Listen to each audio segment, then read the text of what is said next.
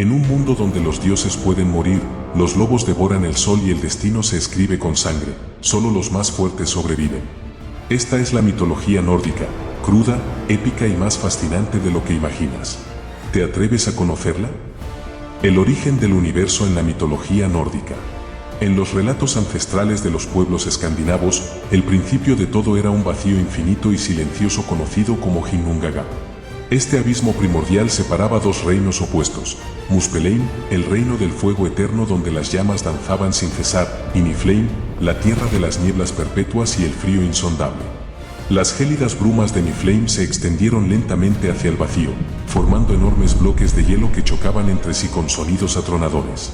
Mientras tanto, desde Muspelheim, las chispas de fuego comenzaron a alcanzar el hielo, creando un espectáculo cósmico de vapor y energía.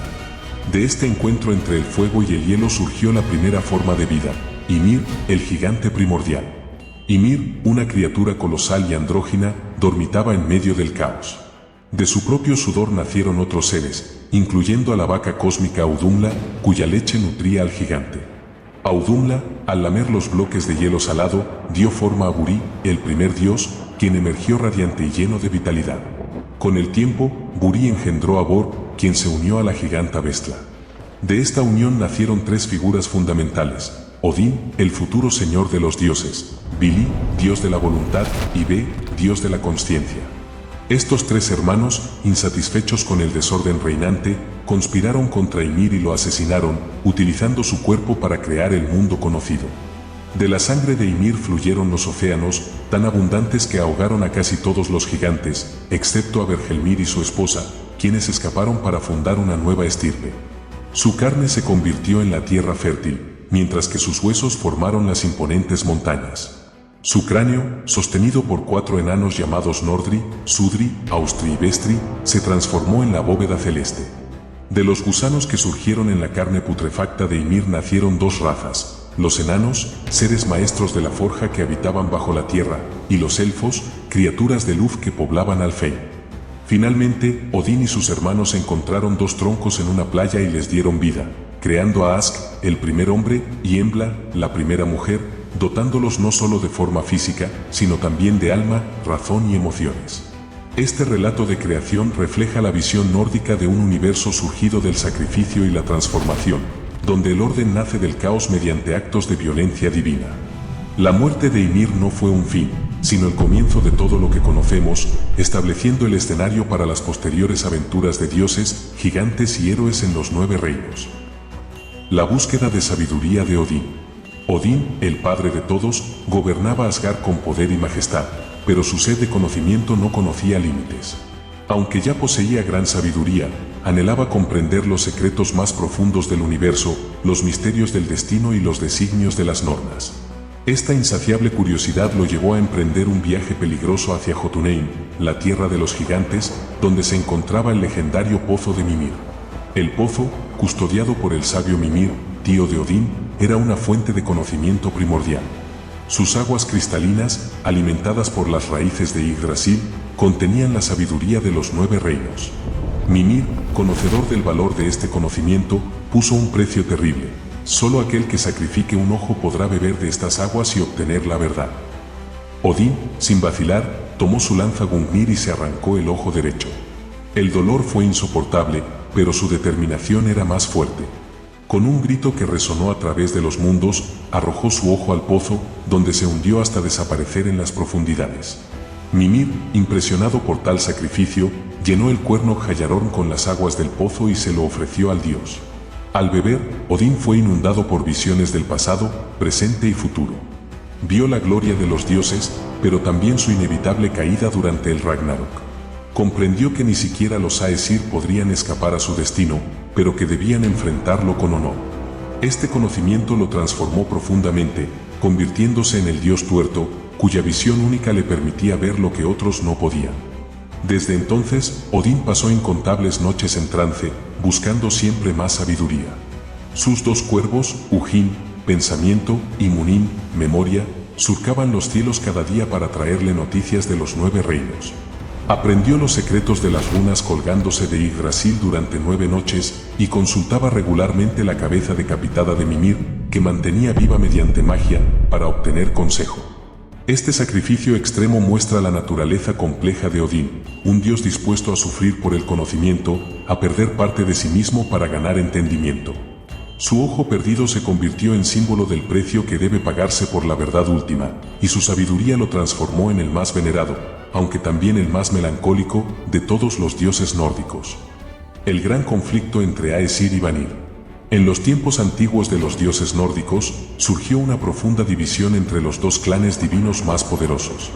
Los Aesir, guerreros y soberanos de Asgard liderados por Odín, se enfrentaron a los Vanir, señores de la fertilidad y la magia que gobernaban Vanaheim.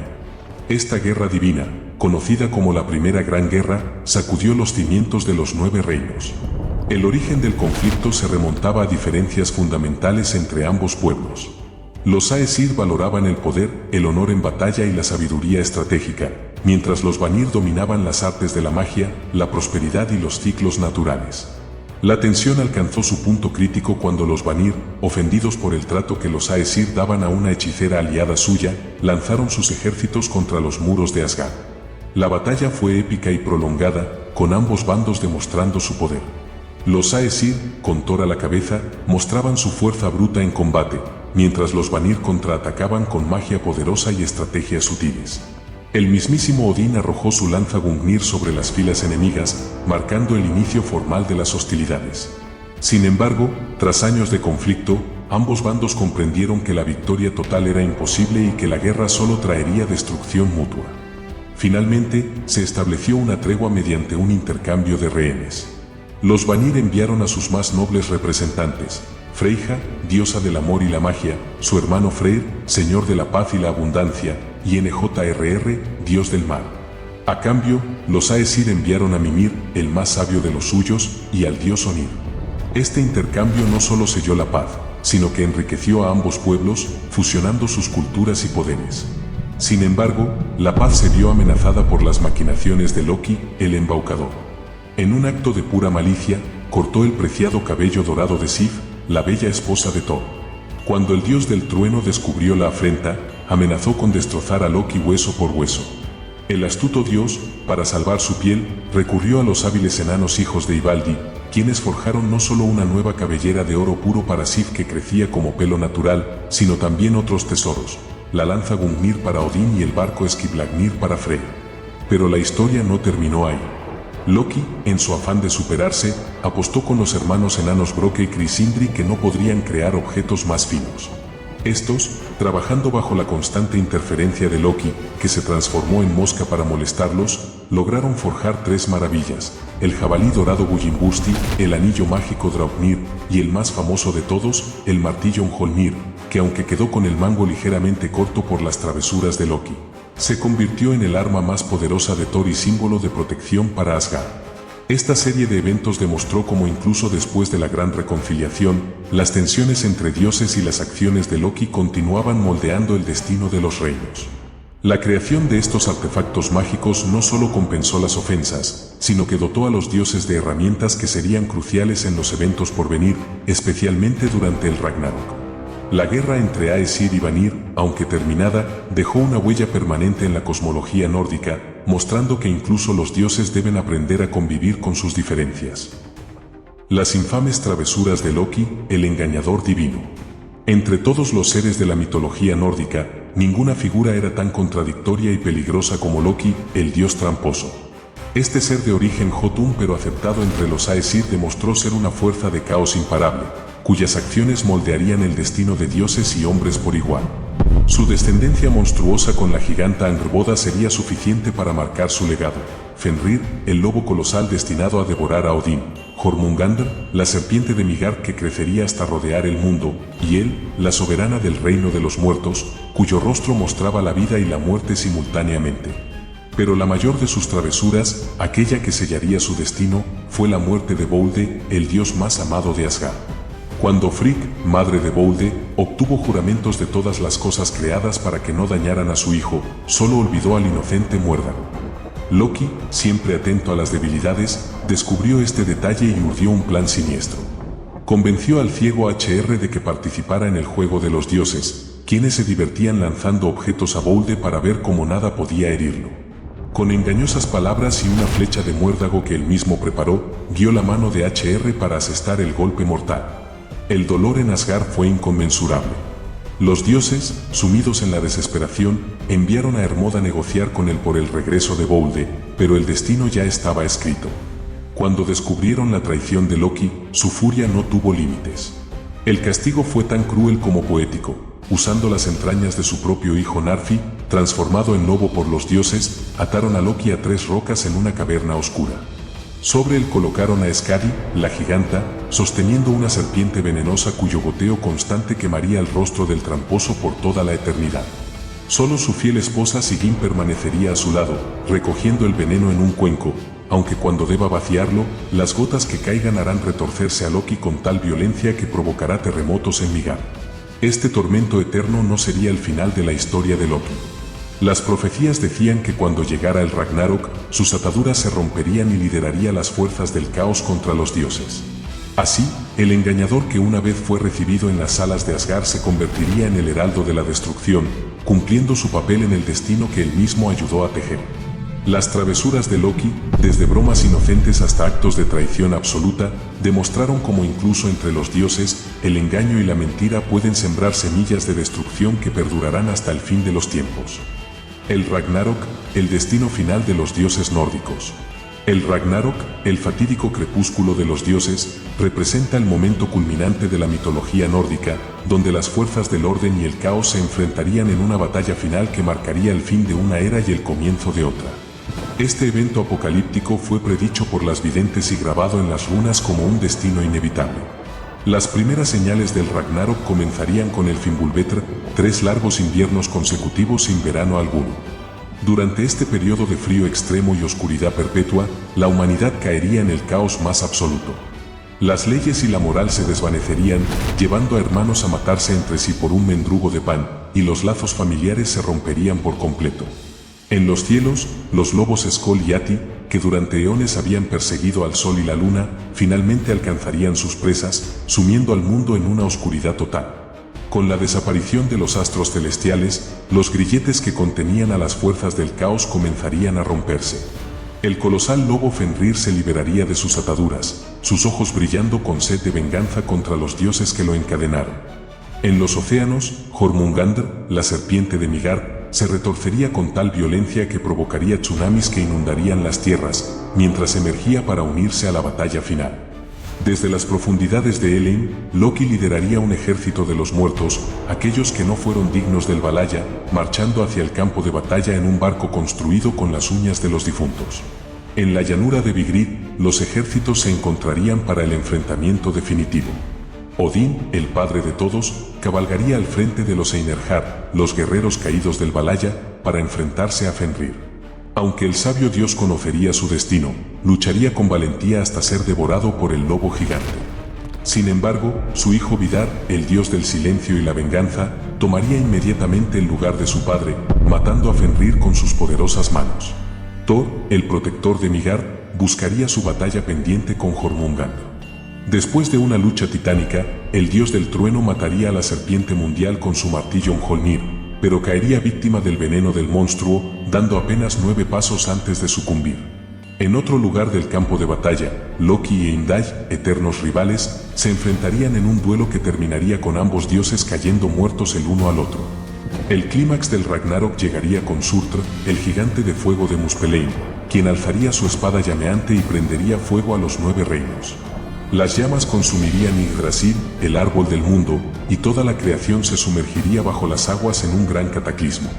Sin embargo, como en todos los ciclos nórdicos, de la destrucción emergería un nuevo comienzo. La tierra resurgiría fresca y verde de las aguas, y los pocos dioses sobrevivientes, junto con 2 humanos refugiados en el árbol del mundo, repoblarían el universo, comenzando una nueva era.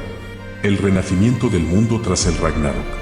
De las aguas oscuras que habían consumido los 9 reinos, emergió lentamente una tierra renovada, fresca y verde, como si el tiempo mismo hubiera comenzado de nuevo. Este nuevo mundo, purificado por las llamas de Surtr y lavado por las aguas del caos, se elevó suavemente desde las profundidades, más fértil y puro que nunca antes. Los primeros rayos de un nuevo sol iluminaron paisajes vírgenes donde antes solo había cenizas y destrucción. En las ramas más altas de Yggdrasil, que había resistido milagrosamente a la destrucción, se encontraban escondidos Liv, vida, y Liv-Trasir, deseo de vida, los últimos humanos. Este par, protegido por el mismo árbol del mundo durante el cataclismo, descendió para repoblar la tierra renovada. Trajeron consigo la memoria de los tiempos pasados, pero también la esperanza de un futuro mejor, libres de los errores que llevaron al antiguo mundo a su destrucción. Entre los escombros del antiguo Asgard, los pocos dioses sobrevivientes comenzaron a reunirse. Magni y Moudi, hijos de Thor, encontraron entre las ruinas el poderoso Mjolnir, que aunque dañado, aún conservaba parte de su poder. Estos jóvenes dioses, herederos del valor y la fuerza de su padre, se convirtieron en los protectores del nuevo orden. Vidar, el vengador silencioso que había matado a Fenrir, y Vali, su hermano, representaban la justicia y la continuidad del linaje divino. Pero el evento más milagroso fue el regreso de Boude, el dios de la luz y la pureza, liberado finalmente de los dominios de él.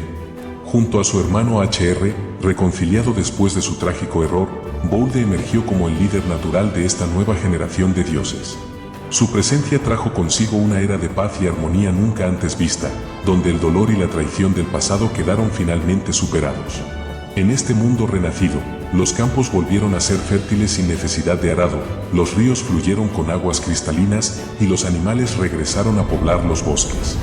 Las ruinas de los antiguos reinos se convirtieron en monumentos silenciosos que recordaban a las nuevas generaciones los peligros de la ambición desmedida y la importancia del equilibrio. Los dioses supervivientes, más sabios por las lecciones del pasado, establecieron su morada en Idabol, la llanura que una vez albergó a Asgard. Allí encontraron las piezas de oro del antiguo juego de los dioses, símbolo de que aunque el mundo había cambiado, algunas cosas esenciales permanecían. Con estas piezas comenzaron un nuevo juego, estableciendo las reglas para esta era renovada donde, por fin, la paz y la sabiduría parecían prevalecer. Así termina nuestro viaje por los mitos nórdicos, donde dioses, gigantes y bestias escribieron una historia que aún hoy nos estremece. Pero esto no es un adiós, es solo el comienzo de muchas más leyendas por descubrir. Si te gustó este viaje épico, no olvides dejar tu like y suscribirte para más aventuras mitológicas. Dime en comentarios qué historia te impactó más. Hasta la próxima, guerreros de Midgard.